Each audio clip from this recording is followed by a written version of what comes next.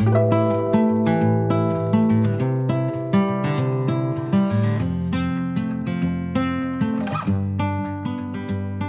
didn't have any context really. I wasn't working at the time, but it still like blew my mind.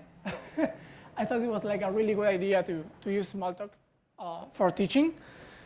And when I decided to do my thesis, I reached out to him asking if there was any work that could be done to improve the environment that he was using to teach us, which is Cuis University, as you just saw.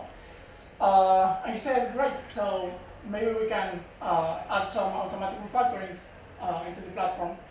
And yeah, so that's what I did. And even more, we tried to enhance the experience of the automatic refactorings in Cuis University by using live typing, which some of you might already know, which is basically a data type collection system that's included with Cuis University.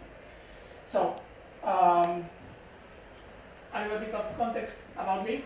I work in the industry for the last 5 years, and no, I haven't had a chance to work with Smalltalk.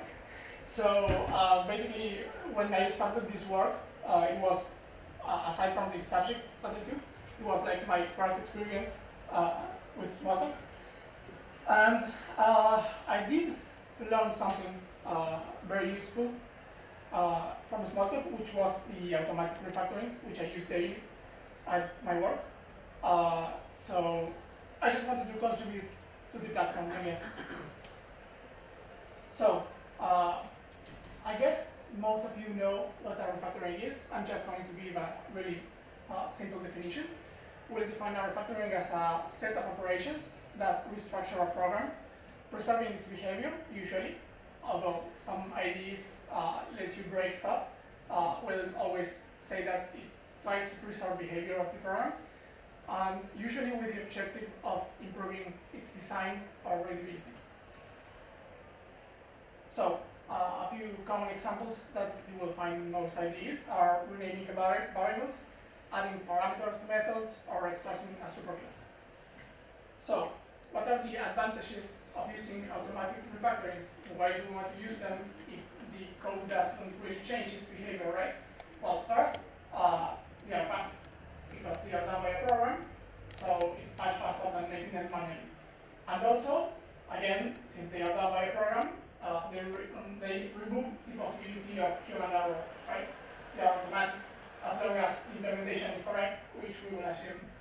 And the combination of these two factors, at least for me, I think they promote changes, right?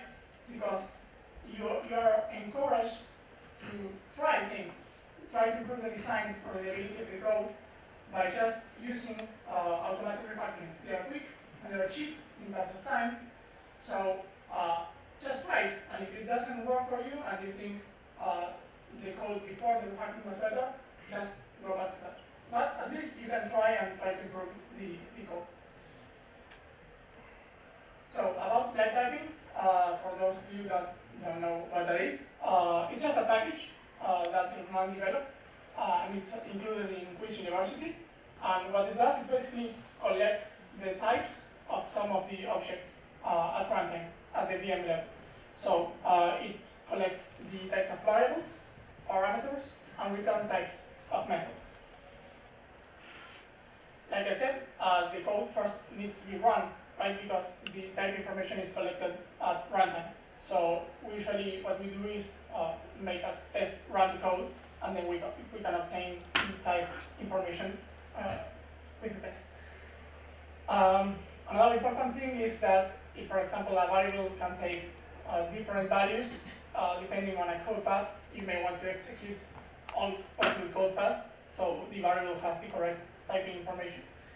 And the idea of the work was to see if we can somehow leverage the live typing system in Cuis to make the experience of using automatic refactorings better. Okay, so what were the objectives of the thesis itself? Well, it was to first develop the inline temporary variable and the inline method and make them available in Cuis, and then try to use live typing to improve the inline method refactoring. For those of you that have never used the inline temporary variable refactoring, what it does is basically replaces references to a temporary variable with the value it should have at that given point in the code. So if you think about that, you will see that the value that should be used is the one that is the right-hand expression of the latest assignment before that reference is being used.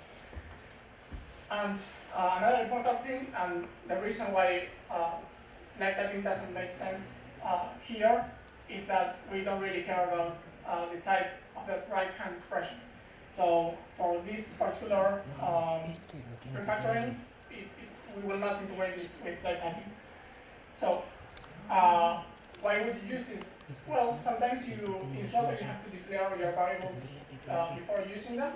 So sometimes you may think that you are going to use a variable, so you declare it, but then you start developing and you actually don't use it, so you may want to delete it. And the other example, which is more frequent for me, is basically you had a complex expression and you created a variable for it, and then you refactor the code, making changes, and that expression got simplified. So you now think that that variable is not really necessary after all, and it's more readable to just put the expression instead of the variable. So I think this talk is better if we just show how the tool works, right? Because basically, this is the thing I developed is a tool. So what better way to show it? If you don't mind, I'll grab a chair.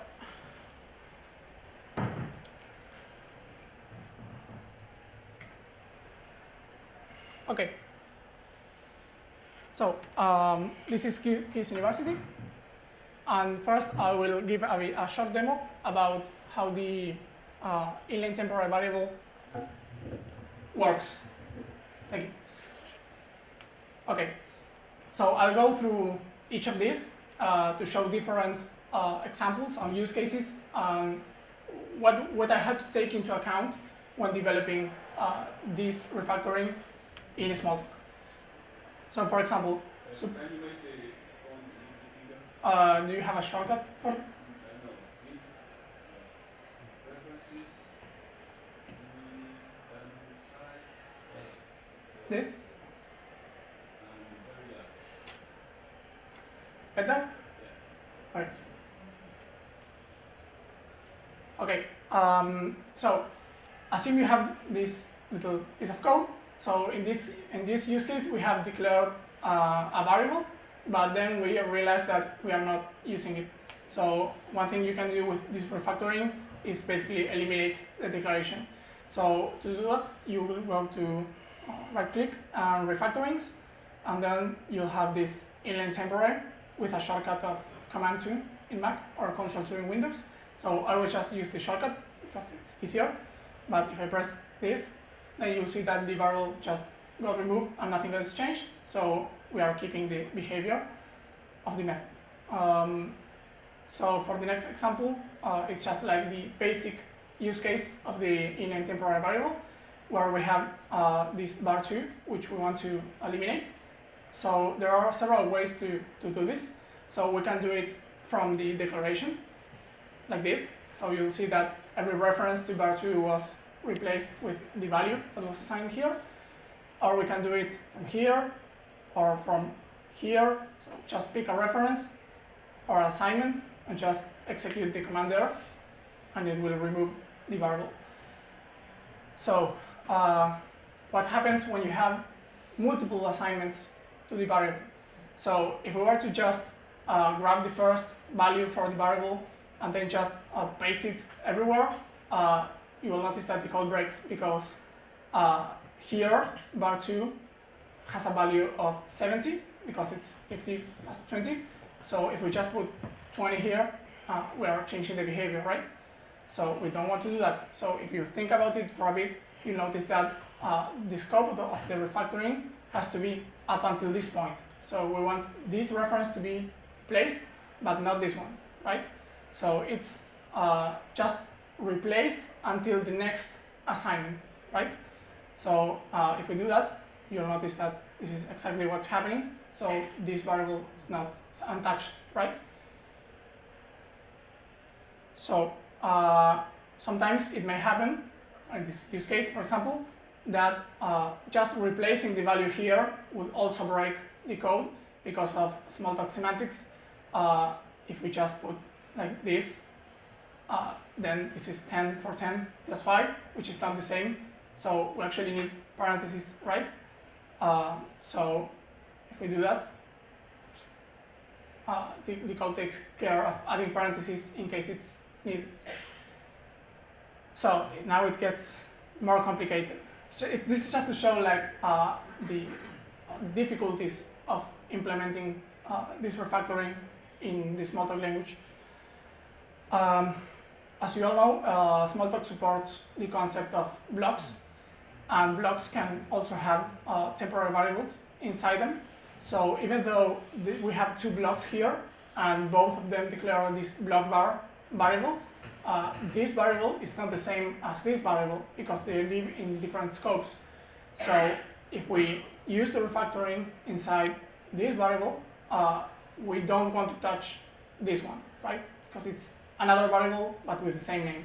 So I'll just show that that actually works, and we can then proceed and do this here, and then we can even inline blocks, entire blocks, and then we can even inline variables that are declared at the method level and are used inside blocks. So we can just inline everything, and it works. And for my last example about this refactoring, I go back to the example that I showed on the third demo. What happens if you try to invoke the refactoring on the declaration when there are two assignments? Well, we are not sure what value you have to use, right? So that's basically forbidden. So if you try to do it, it will show an error saying, hey, there are multiple assignments, so you cannot inline from here. You have to pick a reference. And I think that's mostly it for the inline temporary variable demo. All right, moving on to the inline method. The idea of the inline method refactoring is to replace one or more message sends with the body of the method that implements said message.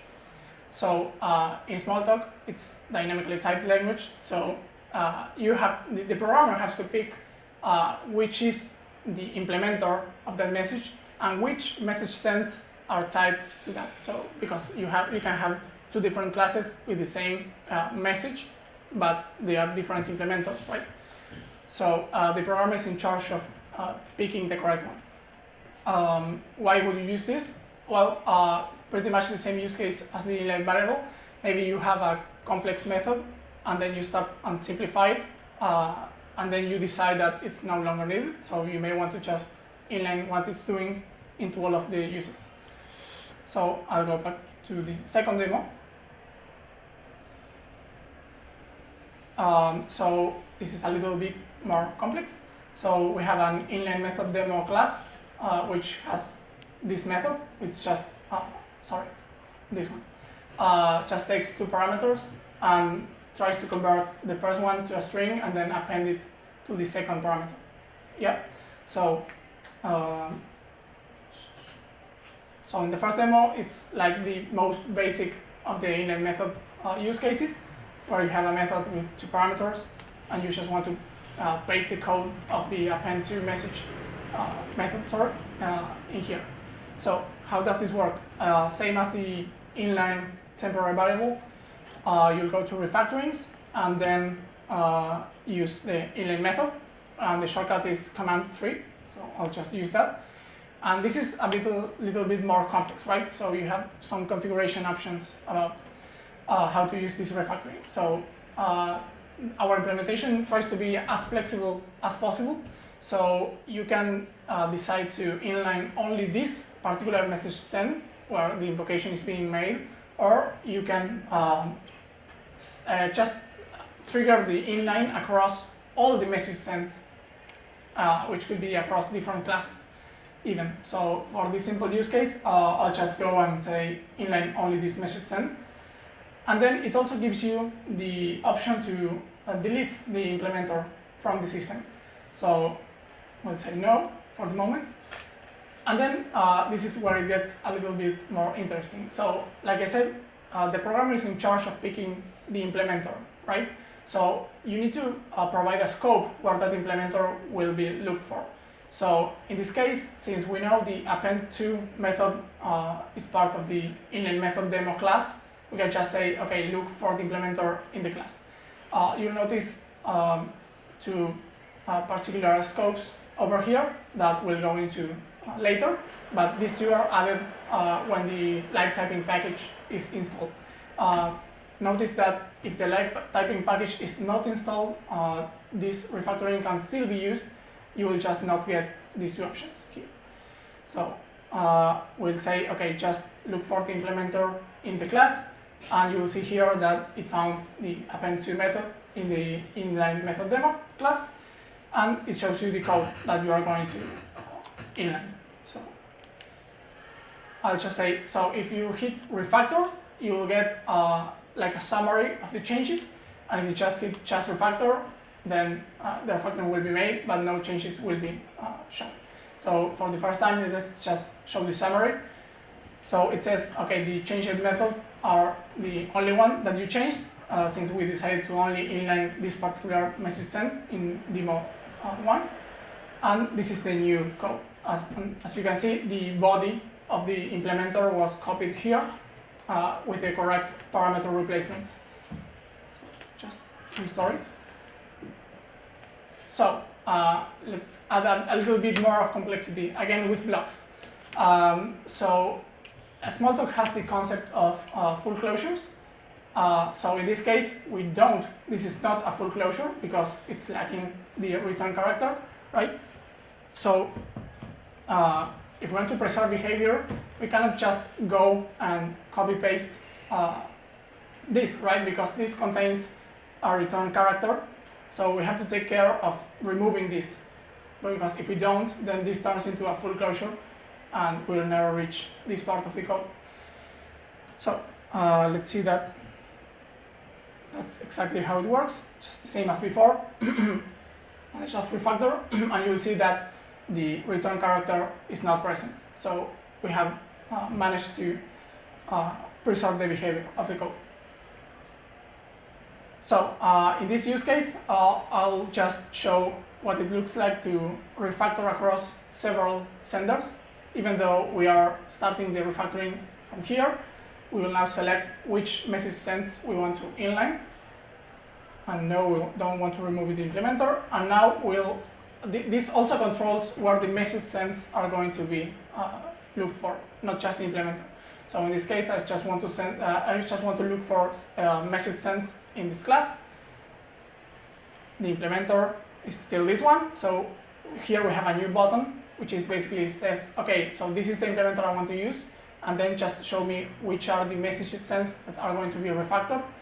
So we just click here, and then it will show me all the detected message sends found in the class, right? So here, by default, if I just hit refactor, all of them will be inlined. If I want to remove some, I can do so by hitting the remove button. So in this example, I'm going to just inline the demo 02 and 03. So I can just remove 01. And then I hit refactor, and you can see that 03 got refactored and 02 also got refactored, but 01 is still calling the message. So, okay, a bit more complex. So I'll now show you the create collection method. We'll see that it's declaring a temporary variable called collection, and it's instantiating this inline test class 1, yes, which is in this same category. And then it is calling the add 10 to collection method, which really adds a 10 into the collection. I have to say that inline test class 1 inherits from collection. So this makes sense. And notice that this is a method from the same class. So if we put this code and paste it here, we are still calling self, so it will work. It will preserve the behavior. So let's see what happens.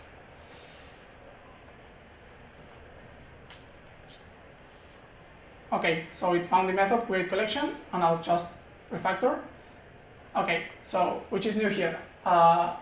Since the method declared a collection variable, we have to declare it in the sender method. Again, like I said before, we are still calling self, which makes sense because this method is still part of the same class, so we haven't broken anything. And then we are assigning the return value of this, which is collection, to our previous variable that was already defined in the sender, which is res, right? And we are still returning res. So this is still keeping behavior. But the new thing here is basically that if the implementer method declares temporary variables, we can copy them into the sender. And what happens when the sender already has a variable with the same name? Well, this is pretty standard in all the IDEs, but I'm going to show it anyway. So we need an algorithm to declare a new variable with a different name. So it's pretty standard to just create a second one and just add like a 1. If collection 1 is also used in the sender, it will just pick 2 and 3 until it finds one that is not used in the sender. Okay, and now we're going to the demo about how we use live typing to improve the experience. So this is a little bit more complex. So we have a temporary variable here called collection, and if I place the cursor on top, you will see like a question mark between brackets, and that is telling us that live typing has no information about the type of this variable, right? So what happens if I try to use live typing? Well, I have to pick one of both of these will give the same result in this particular use case. But this is basically try to find the implementer of this shared message. And if I use it, it will say, hey, you cannot apply the refactoring because we have no information about the variable collection, right? We have never run this code, so we don't know the type of collection. So in order to use live typing, first we have to execute the code. Usually you would do this with a test suite, but for the purpose of this demo, I have a workspace here where we will just create an instance of inline method demo and just call the method, right? So now that the code was executed, if I place the cursor over collection, it will say, okay, so collection is of inline test class 1. Notice that the create collection method always creates an instance of inline test class 1, and also notice that inline test class 2 also has this shared message method, right? So these classes are mostly the same. They both have this shared message method. So going back to the example, if I now try to use live typing, when I know collection is an instance of inline test class 1, live typing will detect it and say, okay, so the implementer you are looking for has to be this one, which is in inline test class 1 and not the one in inline test class 2, right? So that is how live typing can help you. So if you don't know, if you have the type info of the variable, then you can use live typing to narrow down the options about implementers. And now I'll show you the same, but trying to start the refactoring from the message list instead of from here. So again, see, if I try to refactor here, I'll get the same. In this case, okay, I'll reset the type. So again, if I try to use, like before, the refactoring using live typing here, sorry, I'll go here. Okay, what happens if I try to use the refactoring and start it from here? I'm just saying I want to inline all the message sends of shared message belonging to inline test class 1.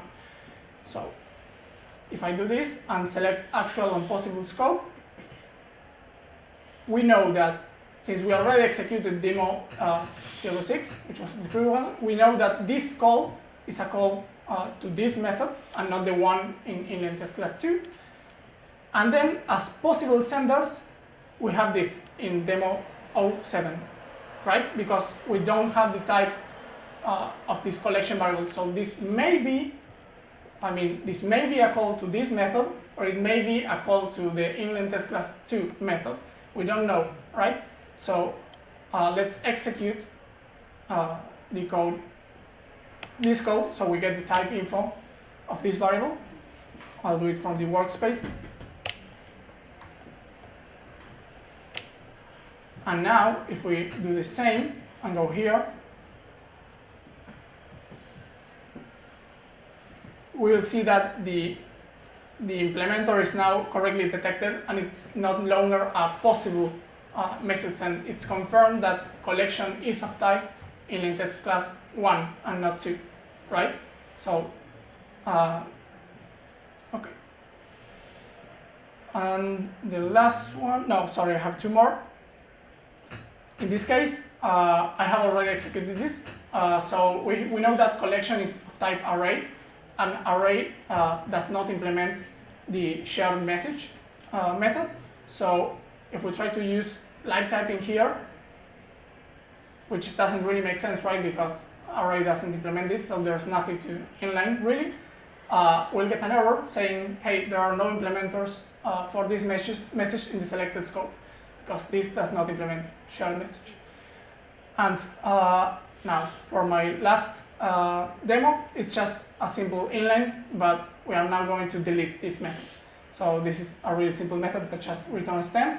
So if I call the inline method here, and now I pick yes, I want to remove the implementer from the system, just look for it in the class and refactor, then you will see that the inline and delete message is no longer present in the system, and it got inline here.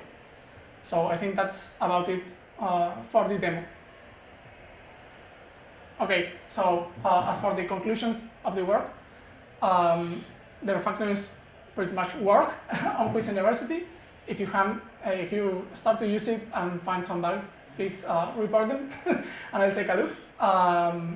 And yeah, so we saw how we can use live typing to enhance the experience of using the inline method refactoring. And as part of the thesis work, I tried to use the test-driven development technique. So for the inline method, for both refactorings, there is a wide suite of tests.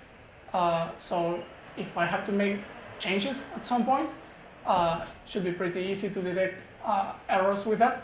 So it's, I think that was a great idea. I think using TDD for developing refactors works very well. As for future work, we still have some problems in Cuis University, mostly with indentation. We still have to define like a way to fix the indentation when inlining things. This is a problem that's present across several different refactorings. And also, my implementation of the inline method doesn't really cover all use cases. For example, if you try to inline on a cascading message send, it will show you an error. That is supported on other platforms. I think Squeak supports it. So those are some use cases that are still lacking from this implementation. But for the most common use cases, I think it works pretty well, and it's very flexible. And I think that's it.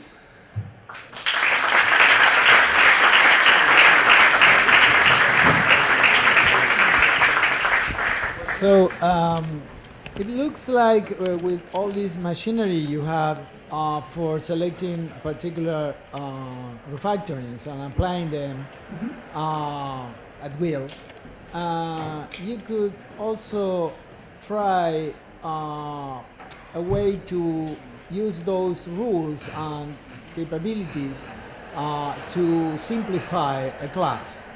I mean, you start applying rules to detect opportunities for refactoring and then apply them all until there is no more simplifications that you can apply. Yeah, I think actually Cuis has one of those things. I think if, for example, you try to save a method, or when you have declared a variable that you are not using, it actually tells you, hey, you are not using this, do you want to remove this? So that's sort of the same as applying the inline temporary on an unused variable.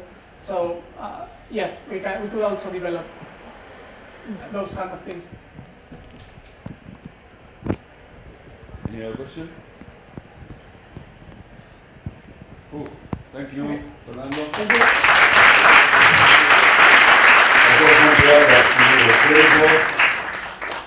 Sorry. Thanks to Armand for directing my thesis.